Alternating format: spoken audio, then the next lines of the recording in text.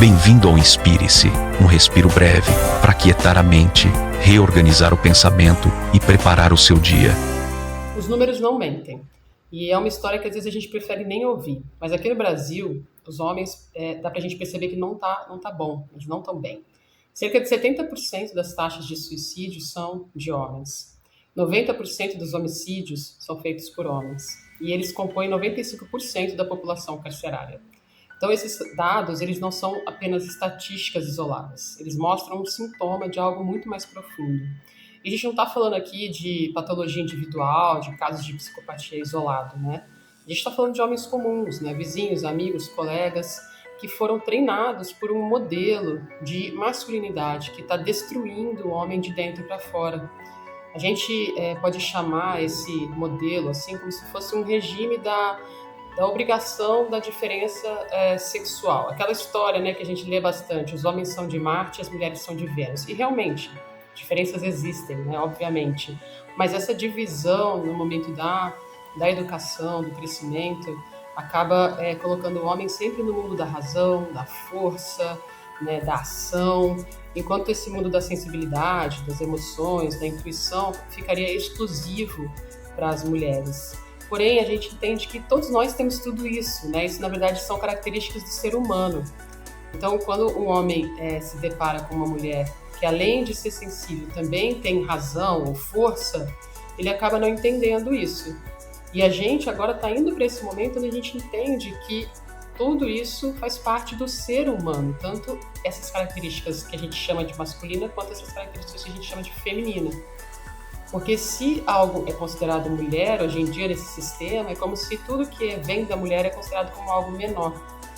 E o que é mais complicado dessa divisão é o corte da questão emocional masculina.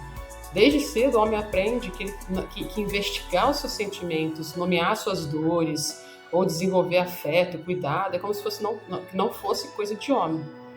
E aí, nesse cenário, a única emoção que o homem é autorizado, digamos assim, a expressar, acaba sendo a raiva. E aí, o que acontece? Quando você não pode sentir medo, ansiedade, insegurança ou tristeza, a gente acaba vendo os homens convertendo tudo isso em quê? Em raiva.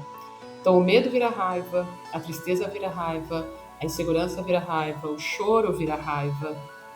E essa raiva acaba indo para aquele lugar de violência. Violência contra si mesmo, violência contra outros homens, violência contra as mulheres. E aí acaba que esse ciclo fica complicado. E é o momento de romper isso. Ser homem não significa ser um analfabeto emocional. Então, é um convite mesmo para que os homens comecem a ter interesse por esse mundo interno, né? Pela saúde mental e emocional. Ter coragem de encarar essas sombras, de encarar essas emoções, conversar com as pessoas sobre isso. Isso não é um sinal de fraqueza, na verdade é uma libertação. Encarar que todos nós sentimos o tempo todo tudo isso. Ninguém aqui está isento de emoção nenhuma. Então, se a gente começa a tirar um pouco essa coisa do tipo, o que é só de homem, o que é só de mulher, entende que isso é do ser humano, principalmente o sentir, a gente pode tirar os homens dessas estatísticas tão drásticas, né? Principalmente de suicídio, né? De violência. E aí eles podem começar a atuar na sociedade de uma forma mais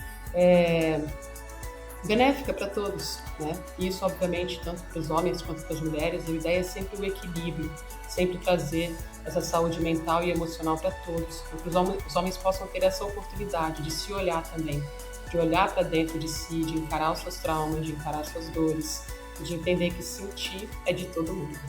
É isso, pessoal, espero que fique uma reflexão sobre isso. A gente se encontra amanhã. Inspire-se, fica por aqui. Recolha o que fez sentido, coloque em prática e observe o efeito ao longo do dia. Até o próximo episódio.